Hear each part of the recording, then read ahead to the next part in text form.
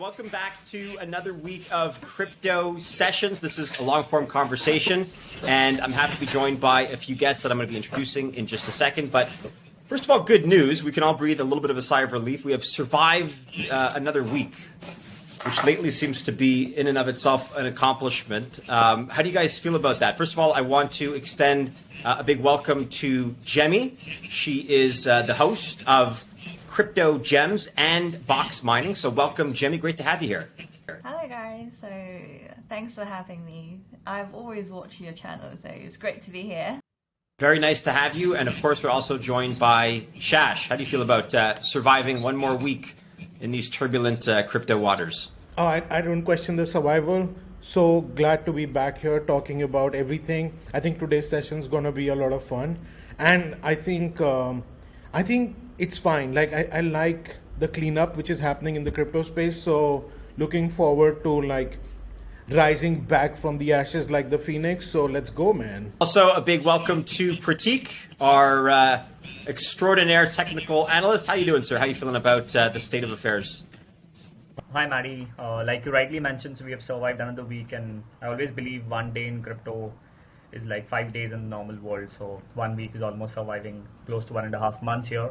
So I totally agree. Like this kind of cleanup was expected in the space. I see much more cleaning up happening where only quality projects are going to survive. So, I mean, the future is going to be even brighter. We need these kind of events for the long-term sustainability of the entire industry for that matter. But exciting times ahead. Okay, guys, I know we have to try to maintain a sense of humor here. Levity, I think, helps dull some of the pain that we're all feeling. So the good news is that in the last week, we've been getting a lot of memes over Twitter. This stuff has been just generating itself. It's so organic, right? The big question that's been going around is who's going to be cast as the lead roles and the stars of the greatest economic crash movie that's ever been made, right? The story of the FTX scandal. So What is it going to be called, man? Like let's start with like what that movie is going to be called first. for sure.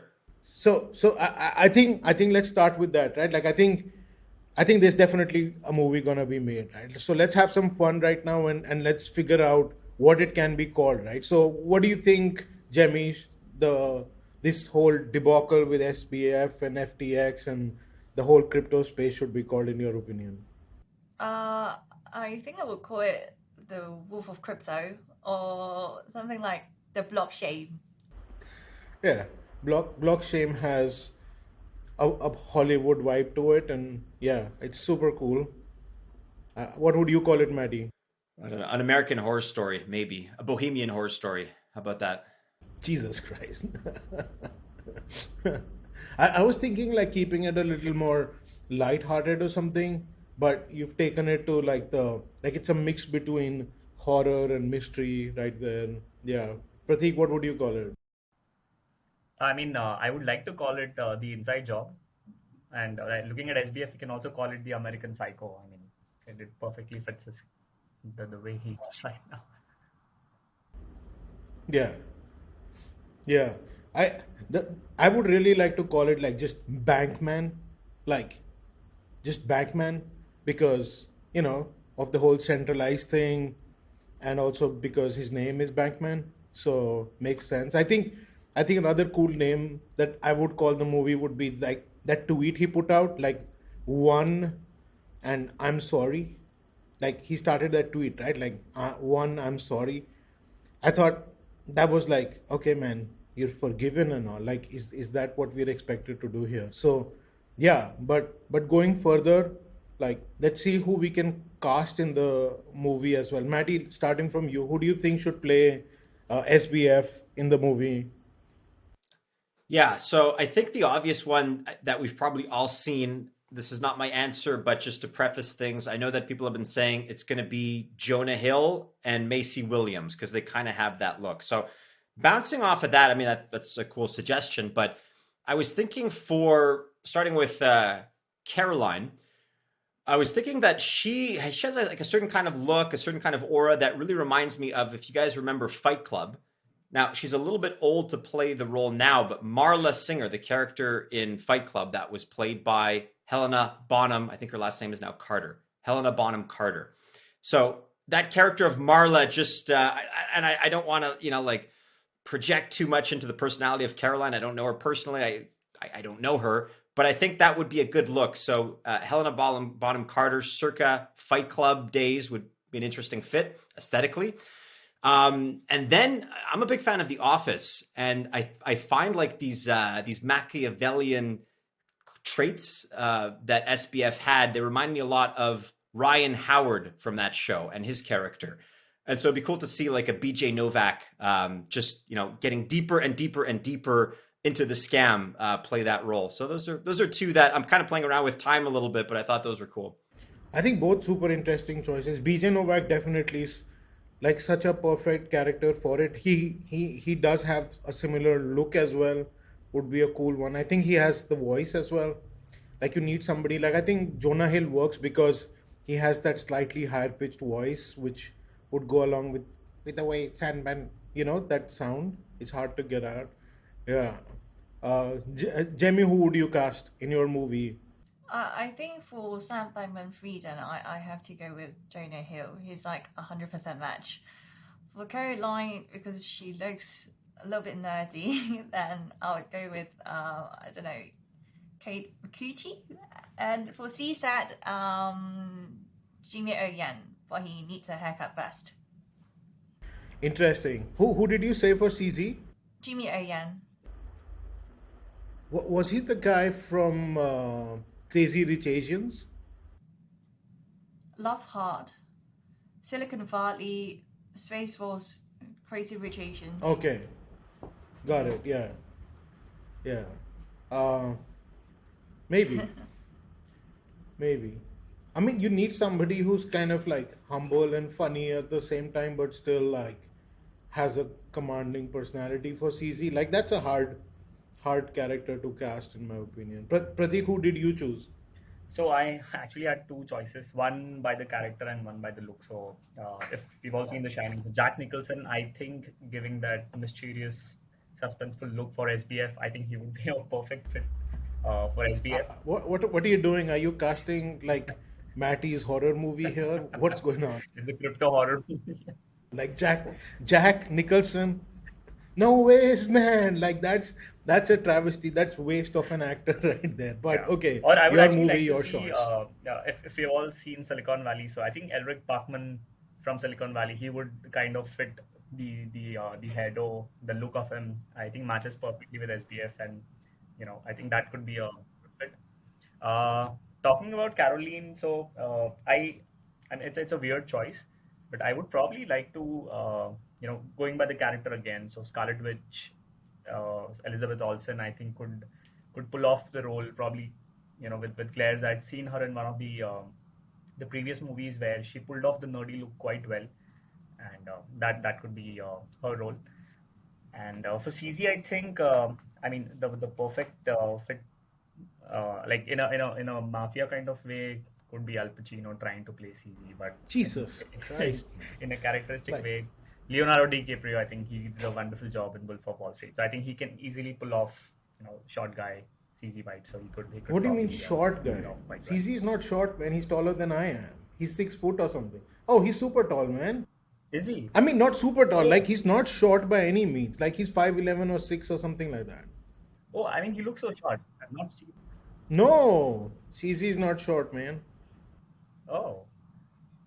I mean, looking at him, I think he's sorry. Yeah, I thought he was short. I've never seen him in person. Yeah, maybe. Maybe he's not like 6. Maybe he's Probably 5'10", his face 5'11". makes him look Definitely, last time I met him, he was taller than me for sure. I'm 5'10", so yeah. I mean, I think Michael Cera from Arrested Development would be a good choice to play SBF because he's got the curly hair, he's got like a high pitched voice, he's got like a pretty annoying personality when he wants to play it. I think that would be kind of perfect. I think another guy who would be equally hateable in this role would be like Shia LaBeouf. I thought he would be like he would be able to play this character way better. In terms of like Caroline, I think Anna Kendrick is so good with picking up people's accents, and she's done such a good job in the past with most of her other movies. I think Anna Kendrick would be like a good choice as well. She's from Pitch Perfect, the one who was a lead in all the first three movies, I think. Um, even another choice for Caroline that I thought would be cool would be like Ellie Kemper from The Office and Unbreakable Kimmy Schmidt from I mean, I think those would be interesting choices. For CC, it was a hard one to cast, but maybe John Cho from Harold and Kumar Go to White Castle. I think he would be kind of ripe to play him. Also, like if you want to do a more serious version, maybe Steven Yeun from The Walking Dead would be a cool CZ as well. I'd want to see this movie for sure. Like, but picking up everybody, like I don't want to see the Jonah Hill movie at all. Like the one that I would still find interesting was like Jack Nicholson playing SBF. That would be like in another level altogether. I For think sure. Tom Cruise, in my opinion, is the standard on how to age well, acting or otherwise. And I'm sure he's had some work done, no question. But I think if you go back to the way he looked in Top Gun, he's not too far off the mark. And I'm talking the original, the 80s movie. On to serious matters, though. Like I was mentioning, people are obviously uptight and perhaps justifiably so about the market right now. Before we get into technical analysis, Pratik, I have a question for you. Like, did you feel that this is necessarily a time for technical analysis? Is it something that we can even rely on right now? Look at the way that Litecoin has been performing in recent news. Is there a limit to technical analysis when the news is either very negative or very positive for an asset in question? Just philosophically, I'm curious what your thoughts are. So, Mattie, that's actually a very good point. So, essentially, when events like these are happening, so fundamentals just completely overshadow technical analysis.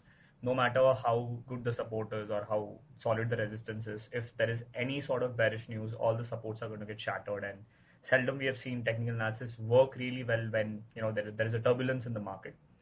Technical analysis, I believe, is quite helpful when there is not a lot of fundamental news that is driving the entire market space.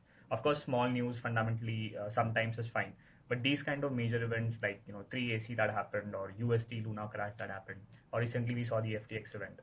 So these kind of events are definitely going to overpower technical analysis. That being said, the long-term indicators, like the long-term support areas, so they generally hold really well even despite any sort of fundamental news.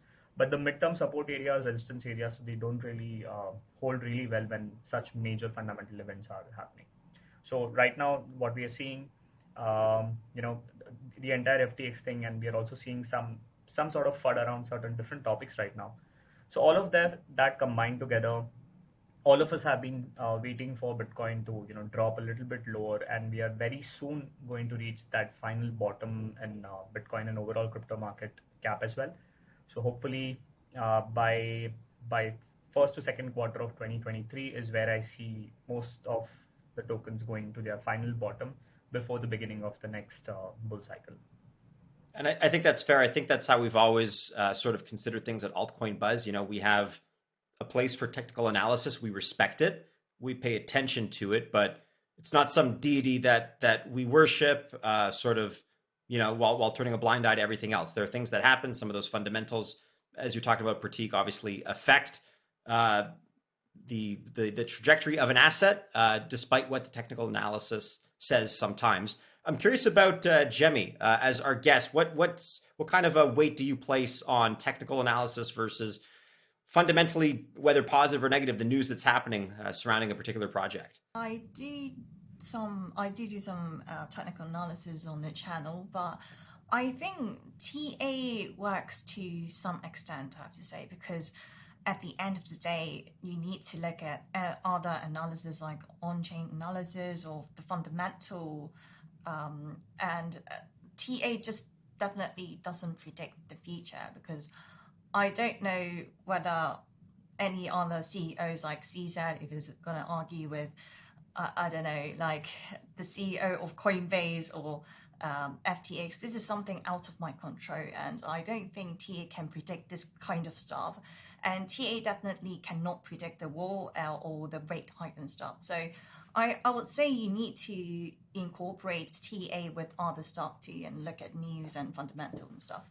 But can't TA predict like the long term? Like, isn't it possible to kind of see it from a macro perspective?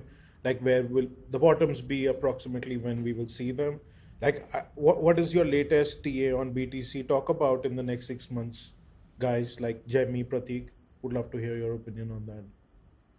Well, this sort of leads us to another question, because a lot of my viewers have been asking me, have we bottomed out yet? And the harsh truth is, I don't think anyone can predict where exactly the bottom is. And if we just use the general rule of thumb, because people keep on saying the all-time high of Bitcoin was 69,000, and if we just deduct roughly 80%, then we get a bottom of roughly 13k. But I just think we cannot just purely look at this metric. Like, we need to look at how the macro is doing and how long is the Fed going to keep raising interest rate. And I think one of the most important thing is that we definitely wait till the Fed actually pivot. So Right.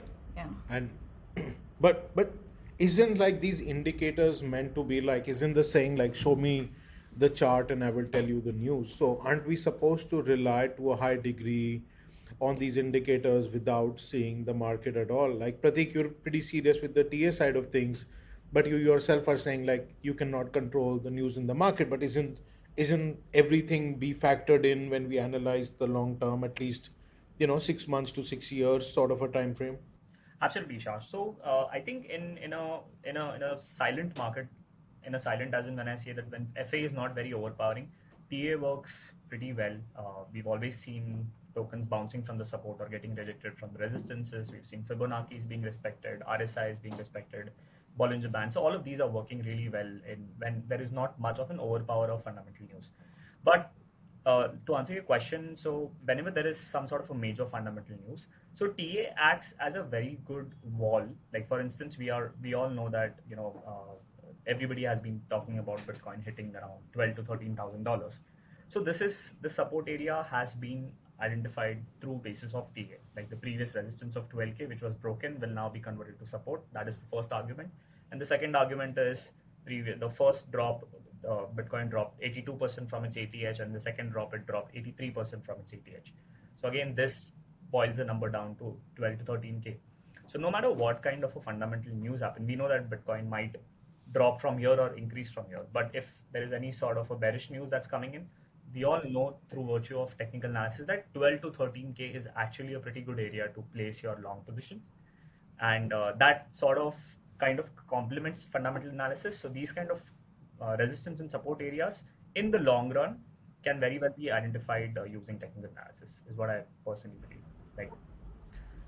So, Mattie, do you also agree that 13,000 would be the bottom whenever we reach it in the next couple of months, whatever? Or do you think like we're closer to the bottom now, or could it go lower? What do you think? I don't try to necessarily, excuse me, even predict where that's going to be. I'm inclined to side a little bit with Gemmy here. There are a lot of nasty macro variables right now in play. I'm not overly reliant on TA personally. I defer to people that are better at it, quite frankly, like Pratik and others that know what they're talking about. And, I consider that along with some other contexts. But I think there are a lot of other variables right now that are in play, and they're not going to disappear overnight, unfortunately. The way that I look at it is, if things are going to continue to worsen in terms of the climate in the crypto markets, then you have to, hope for the best, but prepare for the worst. And that's almost a strategy that I've employed elsewhere in my life. Like it's basically camping 101, right? You pack your rain gear, you pack extra food, rations, extra water if you're hiking or whatnot. And so by default, that's almost my stance, is that I expect things to go worse just because that's how you formulate a game plan. And if it's better than your expectation, then perfect. That's gravy. That's icing on the cake. But I'm inclined to expect things to worsen slightly. I'm curious to know, because I look at TA along the lines of what you guys have said, again, I'm no expert. I defer to the experts. But it's sort of like you can't really ever anticipate the if you zoom in, right? The lower time frame moves, are they going to be jagged to the upside, to the downside?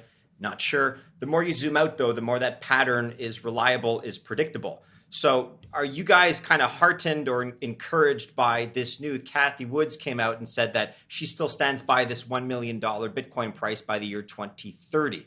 What do you think about that? That's a pretty solid long-term prediction, and it's probably a dose of good news that I think we can all use.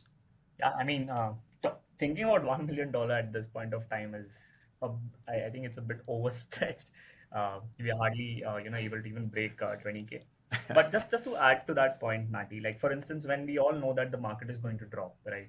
But then where do you place your long positions? Is it going to be at, when it stops dropping, or like how do you identify where do you place your long? So that's where I generally use, technical analysis to kind of understand that, okay, if the market is going to drop, would it be a safe position to place my long orders at 14K, 13K, or 12K? So then ideally I would go to TA and say, okay, this is a good support area. This is probably where I'd like to buy.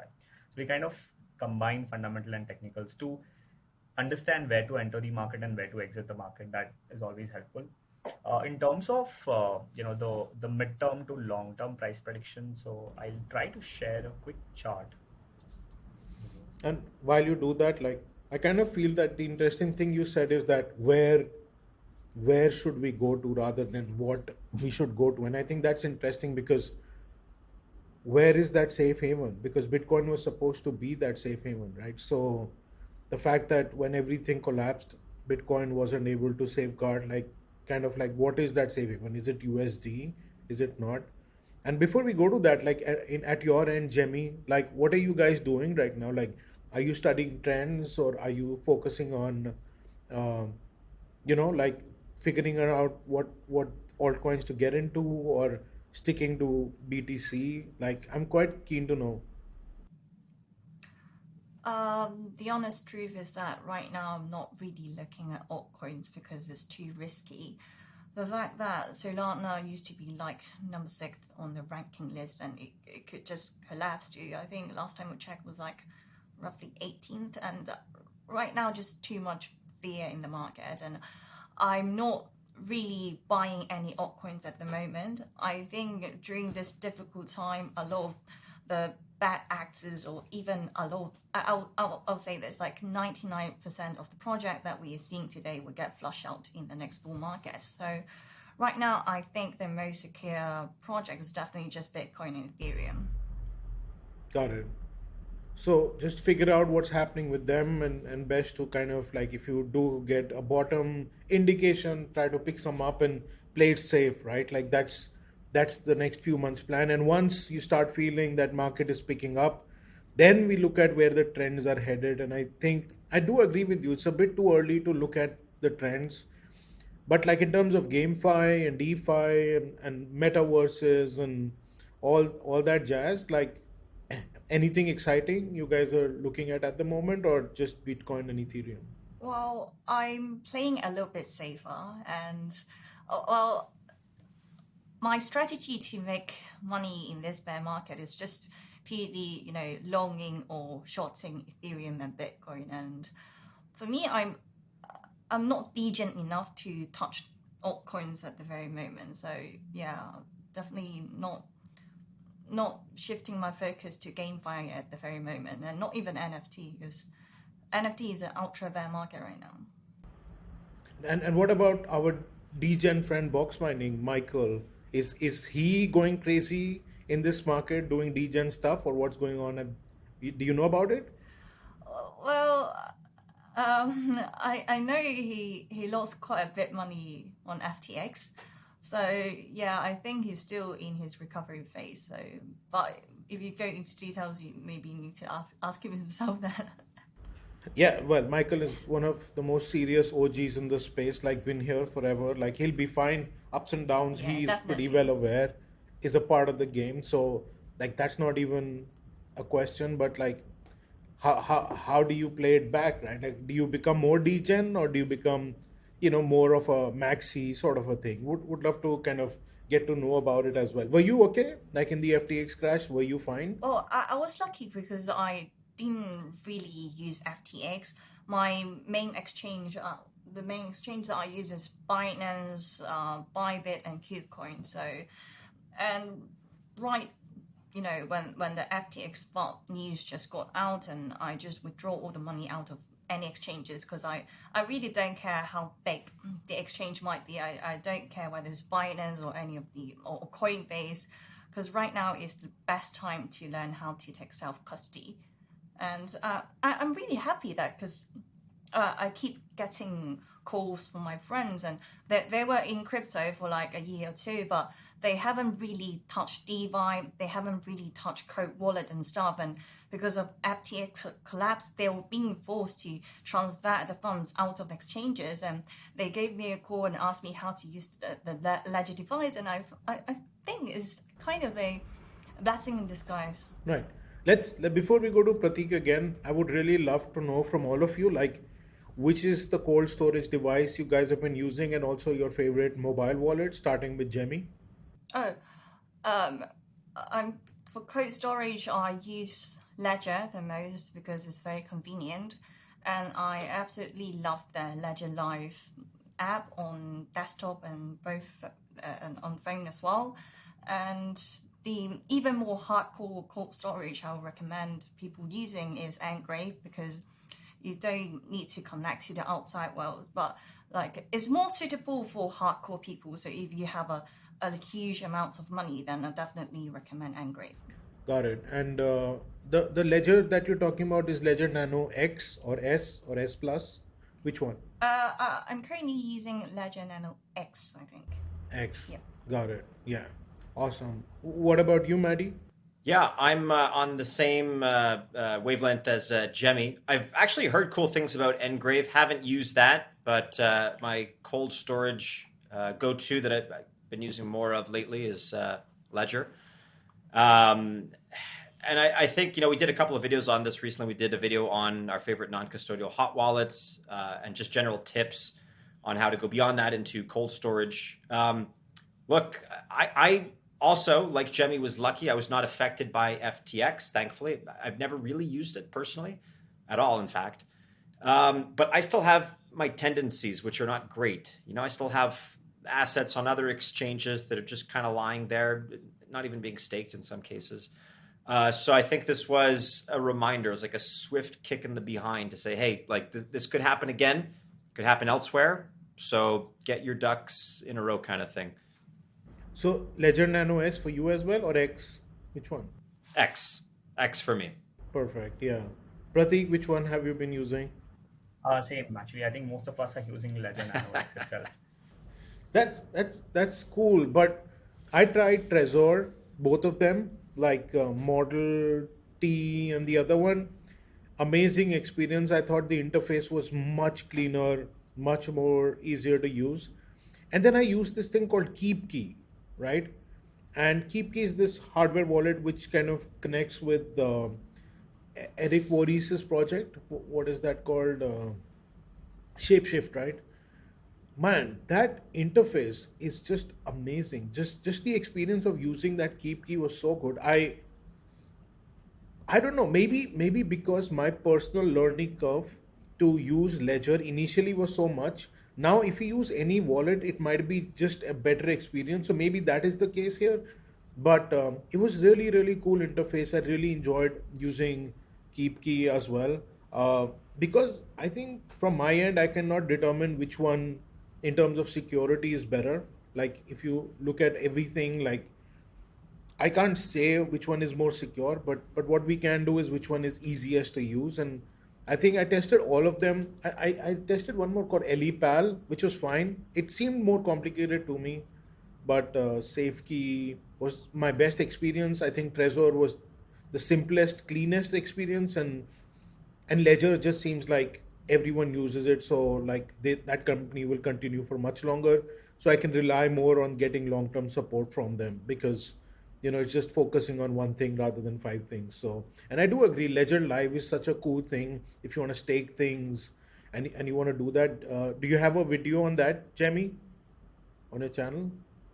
as a matter of fact, I haven't. I'm definitely gonna do a tutorial very soon. I do have the No, don't do it. We'll do it first. Thanks. No worries. No, I'm kidding. Go ahead.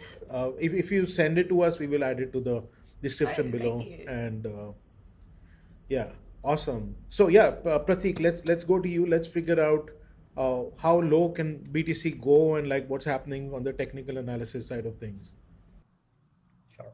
So before getting it, since we are talking about this, right? So I personally believe like you had this conversation as well, Josh. Like because of the whole centralized exchange fiasco that has turned out in the past few months, and we have seen this time and again in the past. So I think the next, like I'd like to believe the next wave is going to be on wallets, right? So we know that I think towards the end of 23 or 24, MetaMask is going to come up with their own token as well. And when like towards when we are moving towards that, and when we are kind of out of the bear market, so the first category in this space that is going to be really bullish, that personally I'm bullish on, is going to be wallets. People are going to move from centralized exchanges, kind of to save their funds in the time being, onto either MetaMask, or you can use Trust Wallet, or we have seen SafePal, Coin98. There are so many different wallets out there. So I think all of these wallet tokens could potentially be the next bullish wave, is what I personally feel. But we'll see. What do you think, Shash? I think it's way too early to determine serious trends. Wallets might have a bit of a fad. That's definitely a possibility, but wallet tokens having too much utility and serious use case, like besides forming a DAO, is not much. Like at the end of the day, we were so excited about the whole Uniswap token and everything which was happening around it. At the end of the day, nobody really participates in those DAOs. Like in our heads, we feel that these tokens have like it has in a decentralized world, the token act like company shares, and that's why we can evaluate them. But do you really need them? So like we saw the whole trust wallet pump happening recently, and I think as we go further, it is important for us to dig a little deeper than we have been as to why these things will survive any which ways. Like just having a random utility and saying that they will be a DAO, and kind of everybody in the back of their heads thinking that it's the share, it's like a share in the company, which it is not. Like it's not ownership of anything except something that allows you to potentially vote on potential ideas and stuff. So because there is no clarity on those fronts, I'm not sure if wallets tokens really make sense. Can it be a trend? Definitely it can. Like the market's dumb sometimes and things move. uh, I still cannot evaluate any of these projects yet. I still have a much easier time looking at use cases and stuff of more more of the gaming side of things, and even fan engagement stuff like Chili's, etc., where there is this inherent use case of things that they have maybe forced at times, maybe actual, but still the ecosystem is more sensible for their tokens to be a part of that. And I think games may not be the next trend, but eventually games will be one of the most bullish side of things with with the whole, where will the trends go question. Yeah. What do you think, right? Like, am I just BSing here, or do I have a point to make? So what I personally feel is, as seen most of the blockchain or crypto projects, so people are seldom looking at the utility. So they just feel like if I'm buying that token, I'm a part of that particular ecosystem. Given the use of wallets into every single dApp that is present right now, so people would want to kind of own a share, some sort of a share in that company, like you rightly mentioned, and then eventually whatever utility comes out of it comes out of it. But for the time being, like even with Uniswap, when I think it went all the way up to close to $30 billion in market cap, right? Yeah. At the time, so Fully so people were diluted, right? yeah. Yeah. Yeah. Even right now, it's the highest valued DeFi. I think it's sitting at around $3 billion. So people just buying it for the sake of having some sort of ownership in that protocol, in that project, in that dApp, in that GameFi NFT project. So and with that in mind, since so many more and more people are moving towards, moving their funds onto wallets, I personally believe people would want to have some sort of an ownership into that project, into that protocol, looking at the kind of customers, the new acquisitions that will be coming in that space. That's why I personally feel there might be a trend towards, all good wallets that are present out there who want to tokenize, and even if they're not tokenizing and if they're launching anything in Web2, so buying shares in that Web2 company also, I think Trezor or Nano Ledger could probably launch a listed company eventually. So buying shares out there in Web2 or tokens in Web3 would be. I mean, I see a lot of users coming and using these Yeah. wallets. Yeah, but I do want to take this question to Mattie and Gemmy as well. Like whatever we've gone through with this whole like 2022 madness, everything from Luna to FTX to Celsius to Voyager to 3AC and all that jazz, right? Like, I think everyone should come out of it slightly more smarter and look for more reasonable meaning in stuff rather than, trying to kind of figure out more from a hype perspective. What do you think, uh, Jamie? First, like, what do you think? Like, are we gonna come out of it stronger, or will it be like the same old pumps and dumps that were happening in the industry in the past? Are we gonna change? I think moving forward, because, well, in the blockchain history, we have seen, the ICO boom or NFT or DeFi or GameFi and stuff. I think there will be definitely new trends, new cycle emerging in the future, and that is just the hard truth. But every single time when something pops and some people realize that there's just a lot of scam projects and the stuff is a great lesson, and especially from what we have learned from FTX and stuff is we need decentralization like never before. Like, we need to get stuff on chain and transfer to our own wallet, to own things that have custodian, and we don't need trust in the system. I think that's the ultra lesson we've learned. Yeah, makes sense. So, Matty, what about you? Are you going to be buying more Uniswap tokens right now, or Trust Wallet tokens? Perhaps. There's a lot of things I'm dollar cost averaging into. I have a slightly, Like what? all kinds of things. Maybe we can get to that in the next segment, but No, I have a let's get to it now. Let's to it now. on this one. Okay. Now that you're opening the can of worms, let's see the worms now. We talked a little bit about last week's episode. For those platforms that I have faith in long term, I don't see them going anywhere. I have trust in them, so I'm looking at deals in the form of CRO. That's down to whatever it is, 6 or 7 cents, maybe at the time of this recording. Down from it's down more than 90%. It was closer to $1 actually earlier. I guess it was last year at this time. So I'm looking at that as a platform that I continue to use, that I continue to have faith in. And I say to myself, well, that's got to be a great deal. I think Annie was talking about, he had similar sentiments that he expressed for BNB. He has faith in Binance. That's great. Those are great platform tokens. Bitcoin and Ethereum, Gemmy, kind of goes without saying that we're constantly going to be, faithful in those. And then beyond that, a couple of going down the list. I like some of the stuff that we've been covering on the channel lately. I like Luxo for what they're doing in the NFT space. I like Moonbeam. That was a fan favorite for a video that we just made. Continues to be strong, continues to be well supported. And I think, literally to quote the video that we just put out recently, that could very much be sort of this golden boy altcoin project for the next bull cycle if we can delay our gratification. I'm disheartened, by Solana, Gemmy, but potentially that is at a bargain right now. If it continues to dip, so be it. The bargain will be that much richer. Polkadot, Polygon, and a little bit of Engine and Efinity right now. Those are all kind of projects on my radar.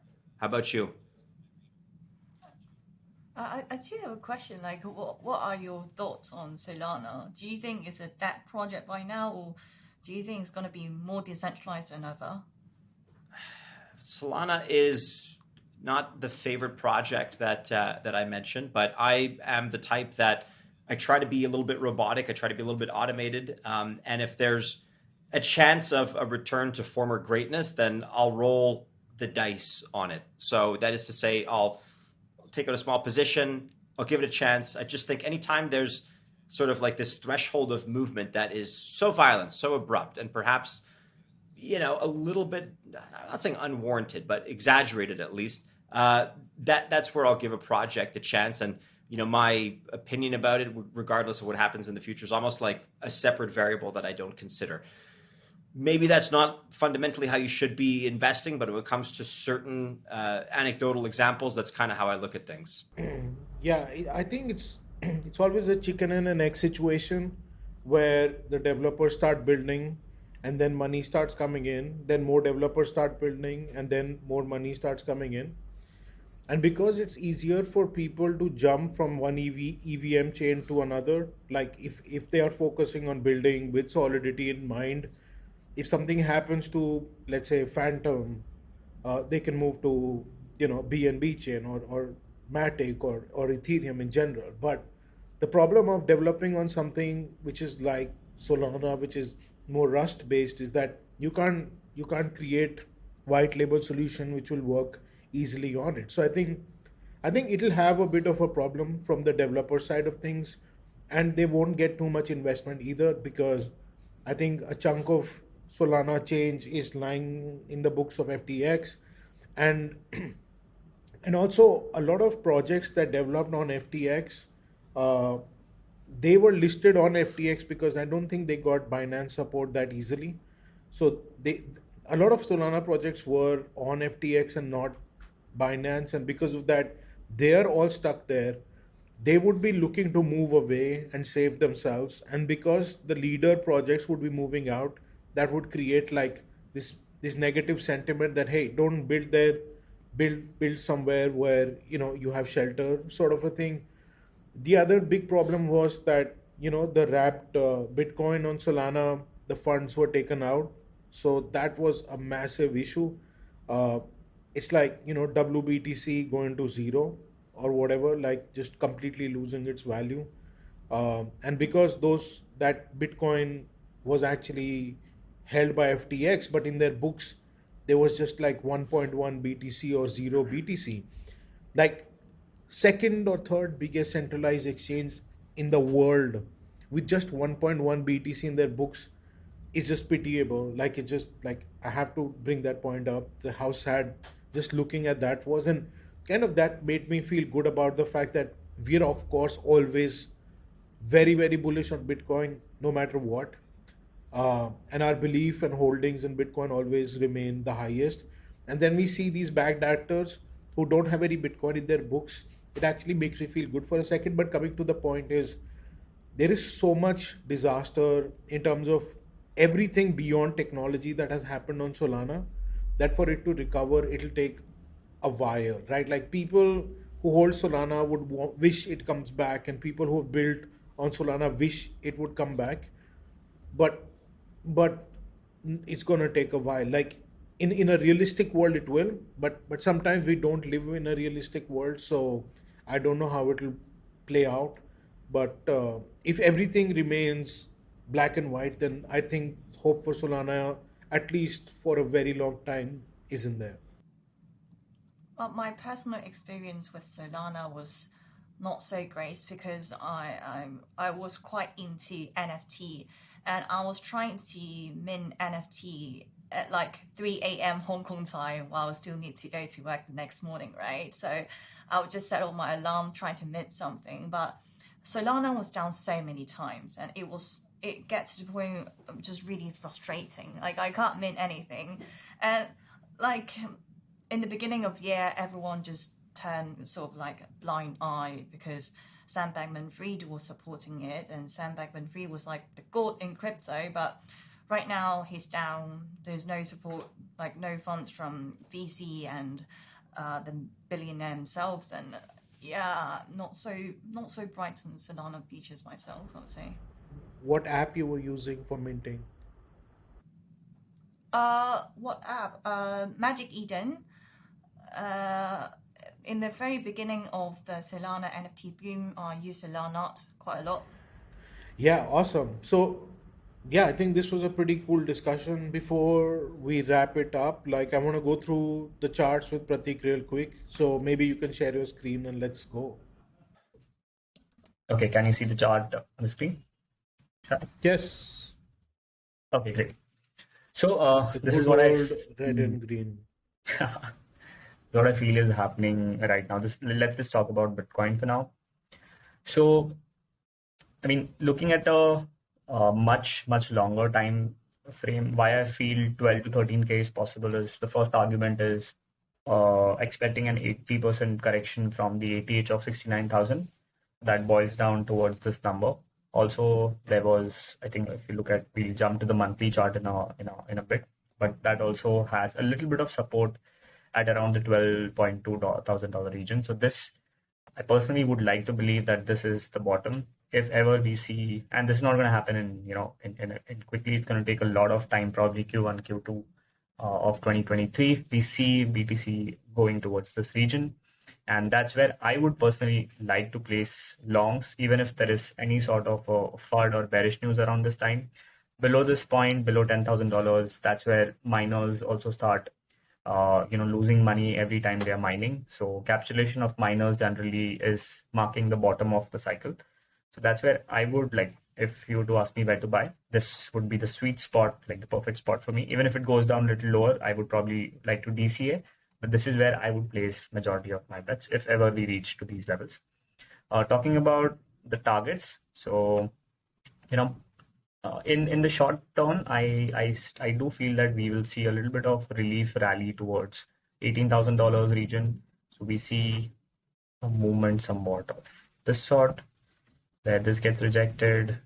See a little bit of upward movements again, playing in this region for a very long duration before breaking the support and finally moving towards. So this is the kind of pattern that we could see. If you want to break this pattern, and if you want to say that this is going to be the final bottom of Bitcoin, so then there are certain resistances that needs to be quickly breaken and flip to support. So the important zones that I would like to see are 19,680. If that gets broken, then we target 21.5, 24.5, and 28. Now these gets taken back quickly with good volume and not a lot of FUD and some sort of supporting fundamental news. So then probably we see that this area of around 17 to 16 was kind of the bottom of the cycle. And then that's where we start seeing a move upwards. So that's personally what I feel like. It's quite possible that we could, just not move towards 12K and take this move towards 19.6, 21.5, 24.5, and $28,000. That's what I'd like to. That will be the second opinion. And talking about the long-term targets. So just wanted to show you go to that later. But let's just look at the fibs. So if you were to say that 12K is the bottom and 69K was the top.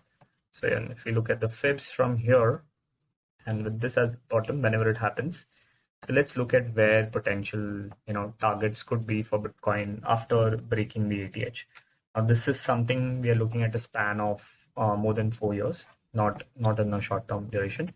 But if you look at this, looking at the fib extensions, so these are some of the important areas wherein whenever the next bull cycle triggers and we break the previous resistance of 69K. So the next bigger targets in the long run, probably not going to the $1 million price, but then we could start seeing a move towards, 1,05,000, 1.6. We saw a move towards 2.2 and 2.5. So I'd like to believe that if 12K is the bottom and 69K was the previous top, so then the next top for Bitcoin cycle could be around $250,000 is what I'd like to believe. So this is what Fibs recommend. We have just used support and resistance in this particular video to not confuse the audience, but then a lot of indicators, including Ichimoku clouds, which is something that I like to use quite often. Stochastic RSIs are also showing that this, for the time being, this could be the bottom for Bitcoin. Like we could see a relief rally because the stochastic RSIs are going below 20 right now on a daily time frame. So is it oversold right now? Yes, it is oversold. We can see that. Just give me a sec.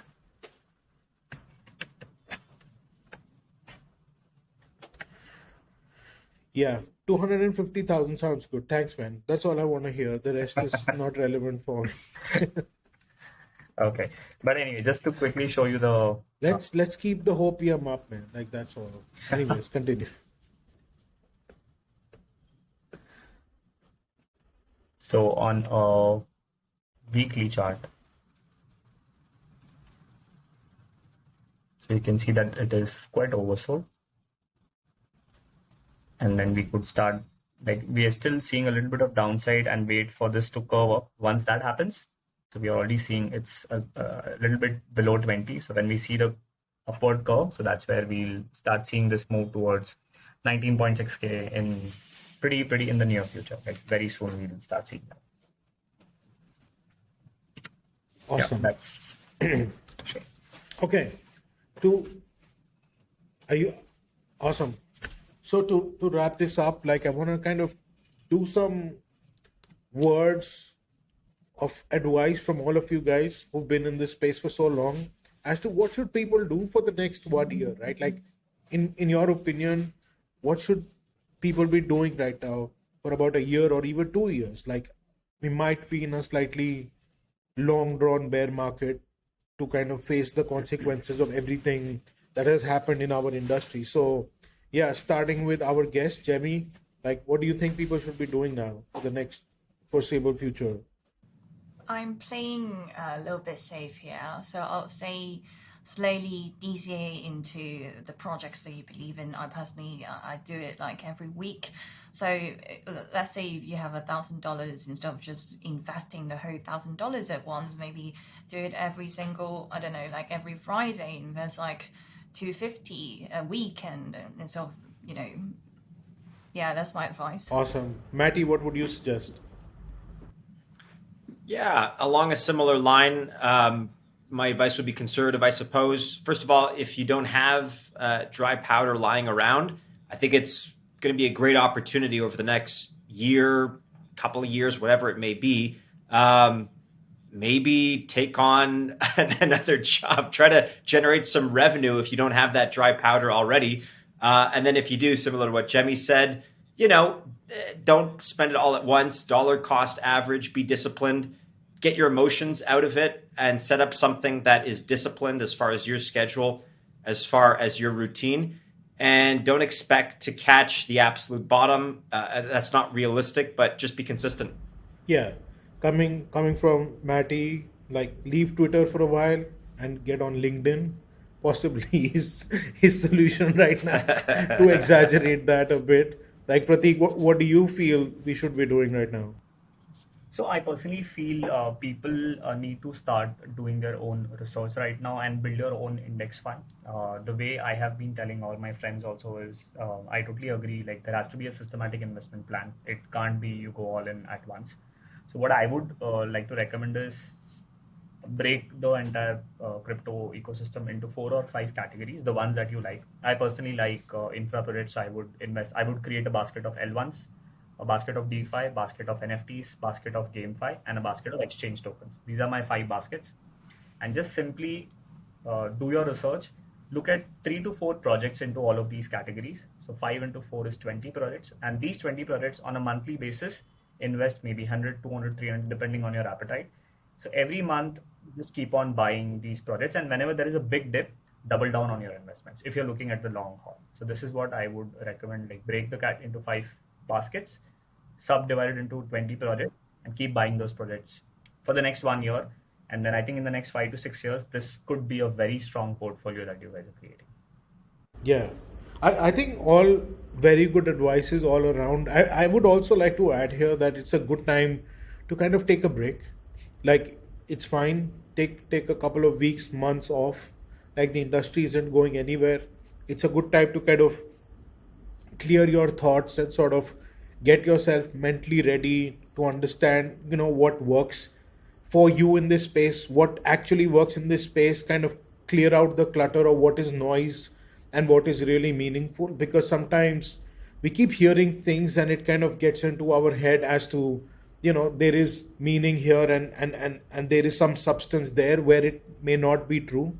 So kind of like clearing that head out and kind of waiting, like just leaving the space for a bit may not be a bad idea if you do this for a living. But otherwise, like I think this is also going to be the best time to find out opportunities and figure out which niche you want to focus on. Because at the end of the day, I've realized one thing is that this space, having focus is the key, right? Like I don't understand everything. I can't evaluate everything, but what I would like to kind of focus on making sure that I understand that better. So some people want to do gaming. So if you can, forget about DeFi. It's not necessary that you need to diversify your time, effort, energy into everything also. I would say that, like the gaming itself would involve a layer one, it would involve games, it would involve infrastructure, it will involve a lot of things in and around it. So the same would apply for DeFi. If you like DeFi and you want to understand every realm of it, then possibly not spending too much time or understanding regulations with Bitcoin might be a good idea. It's always good to know what's happening in the world of Bitcoin, but yeah, like that would be like my add-on to everybody else's point. Yeah, awesome. So it was such a pleasure speaking with all of you again today. Thanks for joining our show, Gemmy, and yeah, awesome. Yeah, let's wrap this up, Mattie. Like I think you do it much better than I do, so I'm giving it to you. I look at it like this. We've got a difficult situation right now in the market, but these kinds of discussions are good. They allow us to, throw some ideas back and forth, of course, but it's also encouraging. It gives some different perspectives. And kind of my takeaway, once again, Gemmy, thank you so much for joining us. My takeaway is that if this is like a representative group of the people that are sticking in crypto, that are going to be part of this scene moving forward for the next few years, for the next few decades, I'm very reassured. I think in the long term, we're going to do just fine. We're going to be good representatives of this space. So thank you, Pratik, for the excellent insight, technical analysis. Thank you, Shash, for your thoughts. And thank you so much once again, Gemmy, for joining us. Your channels, once again, if you want to shout them out, go ahead. So I'm currently running 2 channels, both for Boxmining and Crypto Gems. For some reason, you need to search Crypto Gemmy. If you just search Crypto Gems, it's not going to come up. I don't know. It's really weird. We'll be sure to link to them below. So if you're watching this, guys, check out the description of this video. Thanks again to our panel. Take care, everybody. Be sure to like, share, and subscribe.